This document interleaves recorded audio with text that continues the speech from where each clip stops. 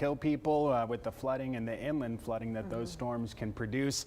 The tropics are active. We were talking, joking, kind of, you know, in the story, saying if this was a sitcom, it would be called Henri +3, because we've got 3 additional tropical waves to watch. By the way, you see the 2 way out in the Atlantic, how they have that invest tag on them. These 2 are running spaghetti plots, but the one that's in the Caribbean that we're going to have to pay close attention to doesn't have that invest tag on it, so no spaghetti plots yet for this tropical wave. All of them have a 40% chance of developing over the next 5 days. There's a lot of dust in the Atlantic, but this little pocket of clean air is where that tropical wave is going to be moving. Out ahead of that, we're looking at some Saharan dust sneaking in here on Thursday, Friday, and lingering into the weekend. So we're going to have that haziness in the sky mid to late week and into the weekend. And after that moves into and out of the area, all eyes going to be on how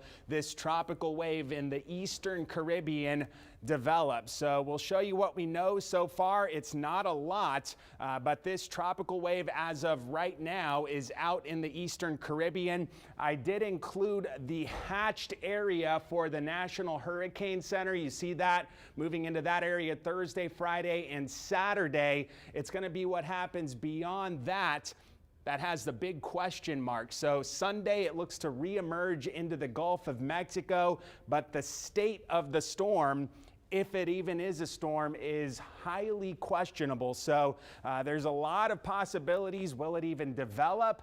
How does land interaction affect the system? Lots of openings in the Western Gulf. Guidance is all over the place in the Western Gulf. So at this point, it is impossible to predict the track. It's impossible to predict the strength in the Gulf of Mexico beyond the weekend. So that's going to be something we're watching very closely. At this point, it is not a direct threat, but again, it's something to be aware of and in tune with over the course of this week. 95 degrees right now. It's certainly hot outside. Feels like 105, mid-90s inland, low 90s at the beach. The heat indices up at 105 in Corpus Christi. We've got that southeasterly breeze about 10 to 15 miles per hour. We've seen a few stray showers dot the area today, but by and large, it has been very dry and hot. These are all heat-related advisories. These are right under a big dome of high pressure. That's why it's hot and pretty dry here. This high will scoot to the north on Wednesday. Then Thursday, Friday, it's going to move to the east, and that movement will allow better moisture to work into the Texas Gulf Coast. That'll up the rain chances. I did want to point something out longer range. This is that tropical wave that's in the eastern Caribbean. The high pressure north of it, if you remember back to Grace, these 2 moved in conjunction to the west.